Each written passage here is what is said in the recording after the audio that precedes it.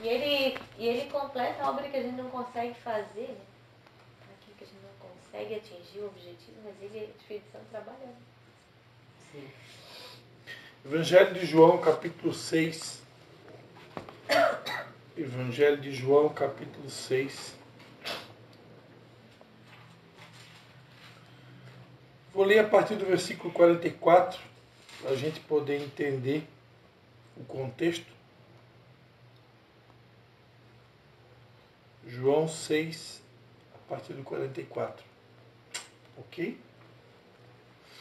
Palavras de Jesus. Ninguém pode vir a mim se o Pai que me enviou não o trouxer, e eu o ressuscitarei no último dia. Está escrito nos profetas: serão todos ensinados por Deus. Todo aquele que ouve o Pai e aprende dele vem a mim. Ninguém viu ao Pai, a não ser aquele que é de Deus. Só este viu ao Pai. Em verdade vos digo, quem crê tem a vida eterna. Eu sou o pão da vida. Vossos pais comeram o maná no deserto e morreram. Mas aqui está o pão que desce do céu, do qual se o homem comer, não morre. Eu sou o pão vivo que desceu do céu. Se alguém comer deste pão, viverá para sempre. Este pão é a minha carne, que eu darei pela vida do mundo. Então os judeus começaram a discutir entre si: como nos pode dar este homem a sua carne a comer? Jesus lhes disse: em verdade vos digo, que se não comerdes a carne do Filho do Homem e não beberdes o seu sangue, não tereis vida em vós mesmos. Quem come a minha carne e bebe o meu sangue tem a vida eterna, e eu o ressuscitarei no último dia. Pois a minha carne é verdadeiramente comida, e o meu sangue é verdadeiramente bebida. Quem come a minha carne e bebe o meu sangue permanece em mim e eu nele. Assim como o Pai que vive me enviou, e eu vivo pelo Pai, assim também quem de mim se alimenta viverá por mim. Este é o pão que desceu do céu. Vossos pais comeram o maná e morreram, mas quem comer este pão viverá para sempre. Ele disse estas coisas na sinagoga, ensinando em Cafarnaum. Muitos de seus discípulos, ouvindo isto, disseram: duro é este discurso. Quem o pode ouvir? Compreendendo que seus discípulos murmuravam a respeito disto, Jesus lhes disse: isto vos escandaliza? Que aconteceria então se visseis o Filho do Homem subir para onde primeiro estava? O Espírito é que vivifica, a carne para nada serve. As palavras que eu vos disse são Espírito e vida. Mas alguns de vocês não creram. Pois Jesus sabia que, desde o princípio, quais eram os que não criam e quem o trairia. Prosseguiu: é por isso que eu vos disse que ninguém pode vir a mim se pelo Pai não lhe for concedido. A partir de então, muitos dos discípulos voltaram atrás e já não andavam com ele. Então perguntou Jesus aos 12: não quereis vós também retirar-vos? Até aqui. Amém? Vamos orar? Pai, em nome de Jesus, quero te dar graças, Pai, por essa mensagem que o Senhor colocou no nosso coração. E quero te pedir novamente que o Teu Espírito Santo possa estar nos conduzindo, Pai. Como nós lemos na sequência desse texto, São Pedro vai responder para Jesus: para onde nós iremos, Senhor, se só Tu tens palavras de vida eterna? Da mesma forma, nós queremos responder a Ti na noite de hoje. Para onde nós iremos, se só Tu tens as palavras de vida eterna? Por isso, Senhor, pelo Teu Espírito, comunica conosco nessa noite exatamente o que o Senhor deseja comunicar com os Teus filhos. É a nossa oração, em nome do Pai, do Filho e do Espírito Santo. Amém. Amém. Amém. Apóstolo René, que é a nossa cobertura, né? Durante alguns dias de devocional, ele usou esse texto, essa frase de Jesus, né? Não quereis vós também retirar-vos? Né? Uma frase que não se ouve com tanta frequência nos dias de hoje, né? Olha só a coragem de Jesus, né? Será que algum de nós teria essa coragem? Jesus, em determinado momento do seu trajetória, do seu chamado, da sua missão, como pastor, como pregador, como servo de Deus, como filho de Deus, ele começa a mudar o estilo da pregação dele, o estilo do discurso dele, e após ele mudar o tipo da pregação, ele começou a dizer que ele era o pão da vida, que sem quem não comesse dele, né? Ele disse que esse pão da vida era a própria carne dele que ia ser entregue, né? Em sacrifício de toda a humanidade. E quem não comesse dessa carne, quem não bebesse do sangue dele, né? Jesus está falando o quê? Da comunhão com os seus sofrimentos, né? O apóstolo Paulo, escrevendo aos Filipenses, ele vai dizer: eu desejo conhecê-lo, o poder da sua ressurreição e a comunhão dos seus sofrimentos, para ver se de alguma maneira eu também posso experimentar a ressurreição de Cristo, né? Então aqui Jesus está falando disso, né? Da comunhão dos seus sofrimentos, né? E ele disse que quem não participasse disso não teria parte com ele, em outras palavras, né? E quando Jesus começa a falar desse tipo de conteúdo, muitas pessoas então começaram a deixá-lo, né? E, na verdade,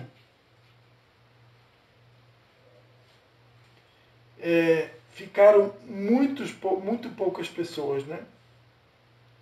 E aqui nós vamos ver na sequência que Pedro ele vai dizer: para onde nós iremos se só tu tens as palavras de vida eterna?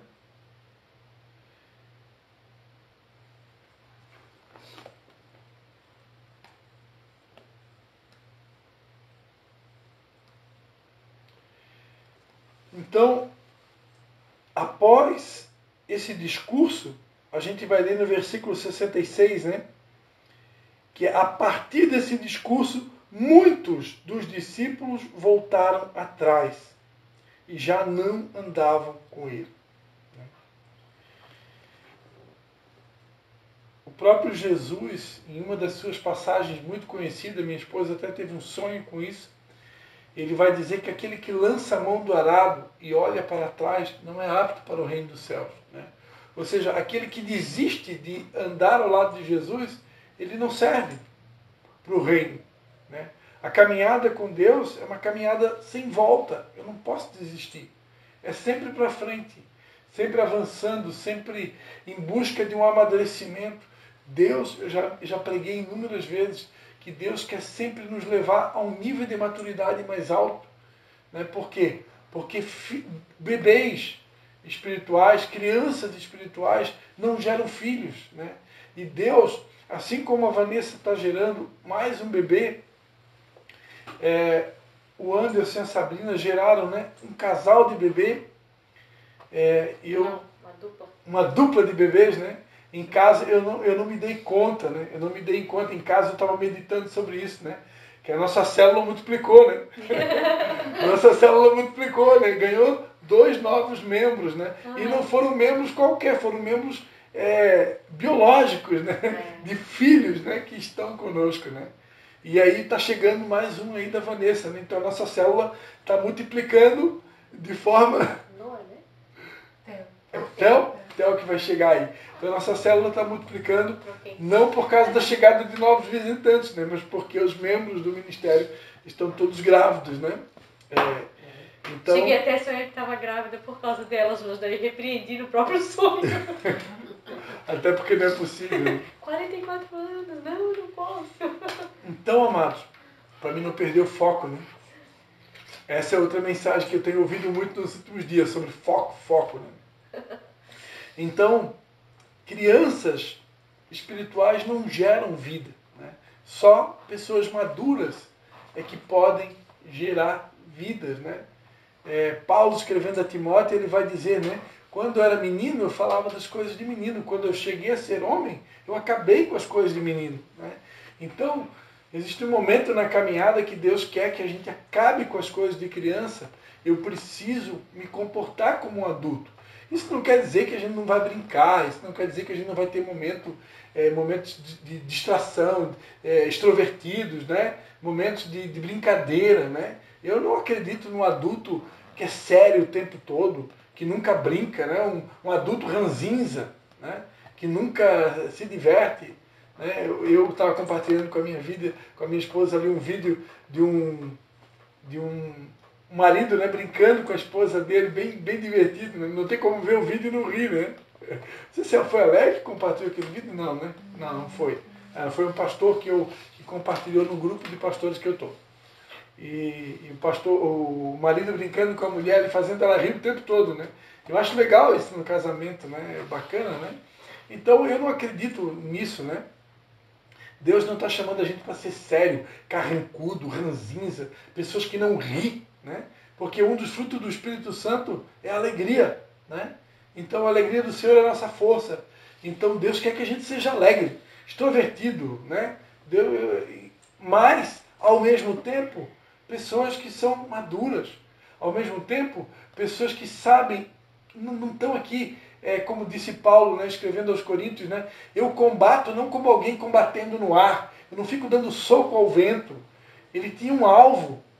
Paulo ele sabia, né, o motivo pelo qual ele estava nessa terra. Então, da mesma forma, Jesus quando veio nessa terra, ele não estava brincando. Né? Ele tinha um propósito, ele tinha uma missão definida. A missão definida dele ia culminar com uma cruz. Né? Então nós também estamos aqui nessa terra, já falei isso inúmeras vezes, para cumprir a missão do ID, né? Fazer discípulos, gerar vidas para Deus, gerar filhos. E só geram filhos pessoas maduras, pessoas que entenderam o propósito. Né? Deus quer nos levar para esse lugar.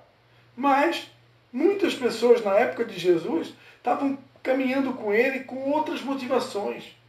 Queriam as bênçãos de Deus, queriam as mãos de Deus, queriam os milagres de Jesus. Só queriam os milagres, não queriam dar frutos, não queriam corresponder à expectativa de Jesus, não queriam realmente fazer o que Jesus queria que eles fizessem. Né? Olha, no versículo 27 desse mesmo capítulo 6, Jesus vai dizer, olha, trabalhai não pela comida que perece, mas pela comida que permanece, para a vida eterna, a qual o Filho do Homem vos dará, porque Deus o Pai o marcou com o seu selo. Né? Aquele povo trabalhava por algo que perecia, mas Jesus vai dizer que, olha, não trabalhe por aquilo que perece, trabalhe por uma comida que permanece. Né? Conversando com a mulher samaritana, no Evangelho de João, capítulo 4, Jesus vai dizer, olha, a minha comida é fazer a vontade daquele que me enviou e realizar a sua obra. Então, o que Jesus está dizendo? Uma pessoa que não é madura espiritualmente, ela está o tempo todo pensando nas coisas dessa terra. Ele está pensando na comida dessa terra. Ele está pensando, né, nos melões, nos pepinos do Egito. Olha que saudade quando eu ainda era do mundo. Misericórdia, né? O tempo todo preocupado com as coisas dessa terra. E Jesus não. A minha vontade é fazer a vontade daquele que me enviou e realizar a sua obra. Não dizeis ainda há 4 meses, até a ceifa. Eu vos digo, erguei os vossos olhos e vede os campos já estão brancos para a ceifa. Jesus, ele, o tempo todo, a mentalidade dele era o céu, eram as coisas do céu, eram as coisas de Deus. Ele estava preocupado com a ceifa, ou seja, com a colheita. Preocupado com a salvação das almas. Preocupado com as vidas sendo salvas. Né? Porque Jesus não era egoísta. Né? E nós também não podemos ser egoístas. Se Jesus voltar hoje, eu tenho certeza que a gente vai ser salvo. Que a gente vai morar no céu. Né? Porque é pela graça, não é por aquilo que eu faço, é por aquilo que ele fez. Tá, mas e o meu vizinho? Né? E os meus familiares? Os meus colegas de escola, faculdade? Né? Eles vão morrer salvos? Será que eles estão salvos?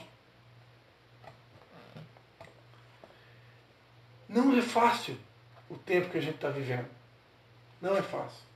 Essa semana Ainda mais na nossa terra, eu tive que é uma próximo, experiência, né? Eu conversava com uma pessoa e eu pedi para essa pessoa mandar um oi para mim no meu WhatsApp. Eu estava conversando com essa pessoa.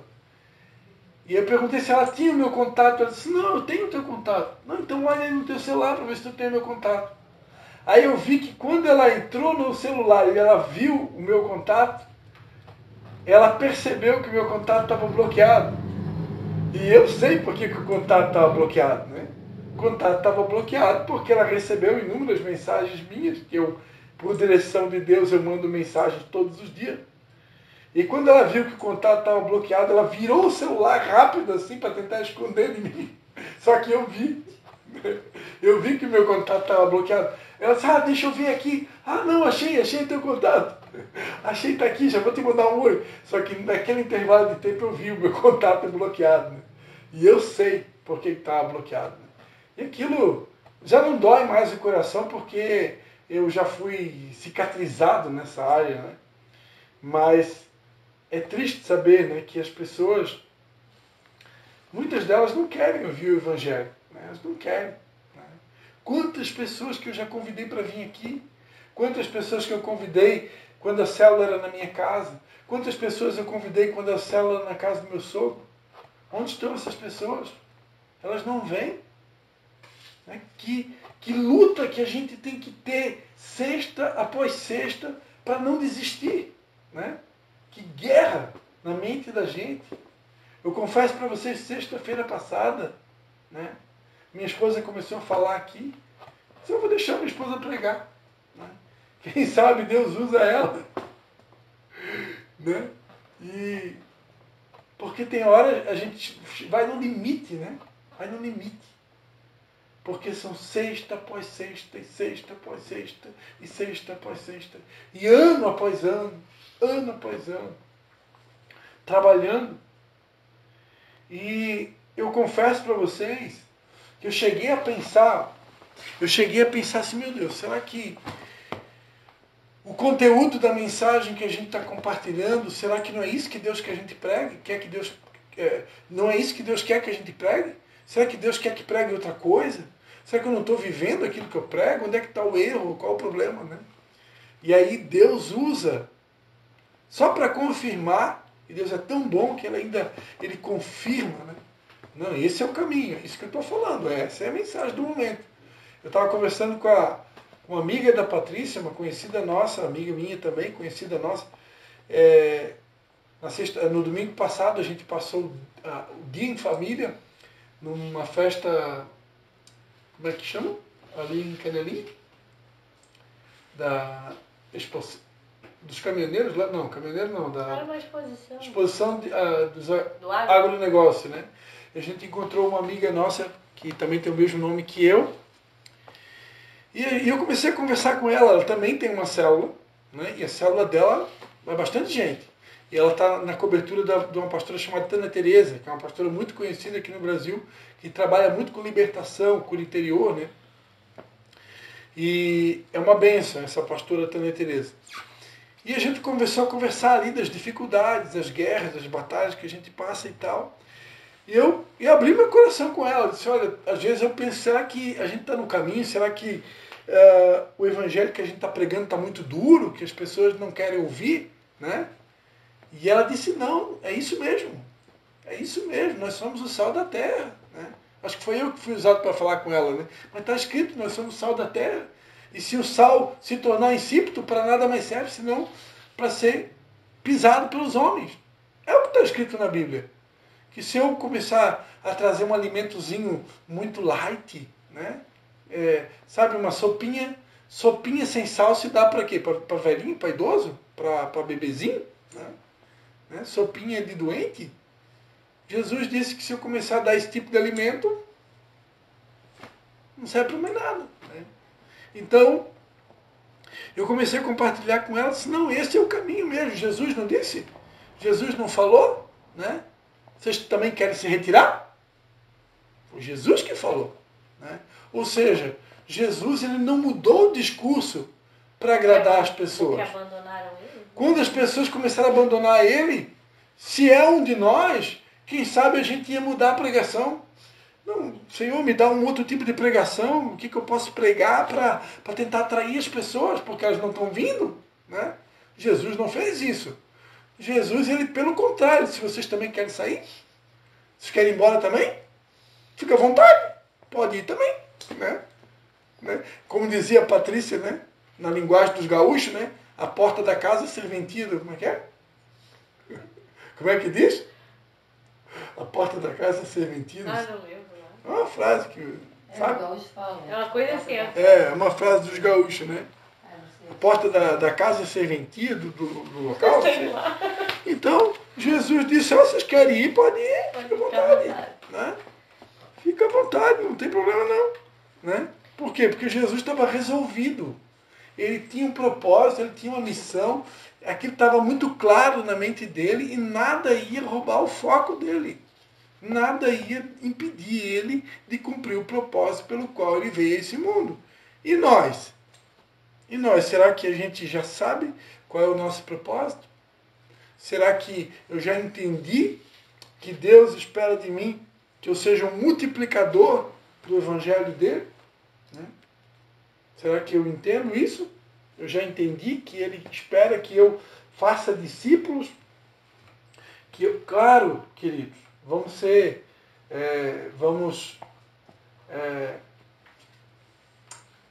facilitar um pouco as coisas. Né?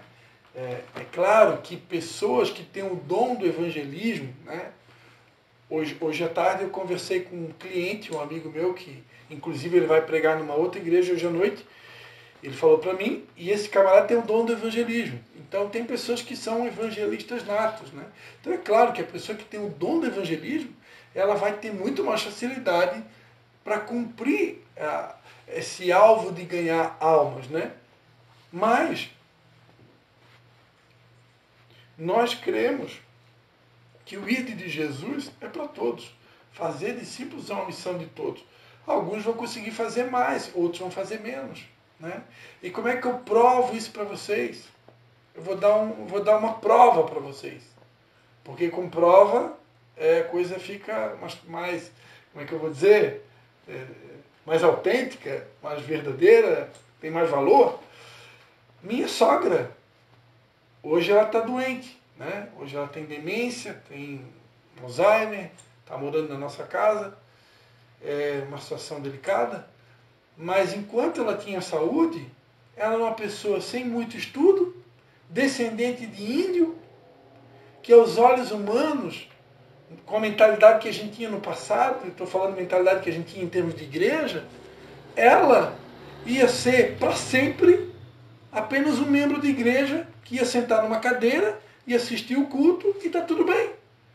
Mas graças a Deus e a visão celular no modelo dos 12, aos encontros que a gente participou, pré-encontro, encontro, pós-encontro, escola de líderes, a minha sogra, uma pessoa sem estudo, descendente de índio, nada contra os índios, ela se tornou uma líder.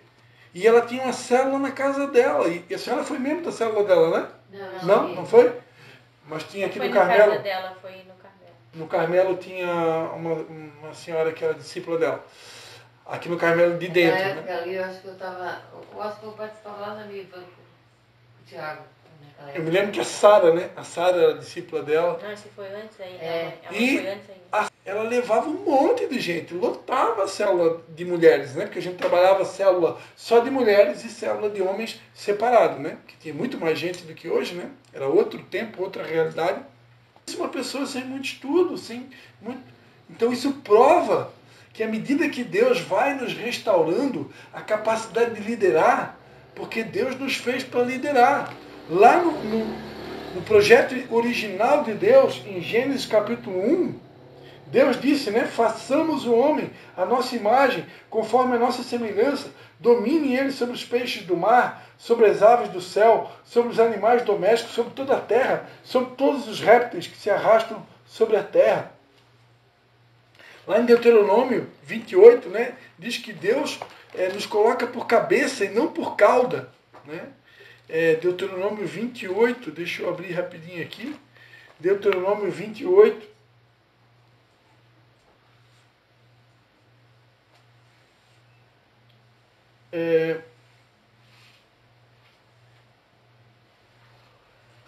Deuteronômio 28, 13, né?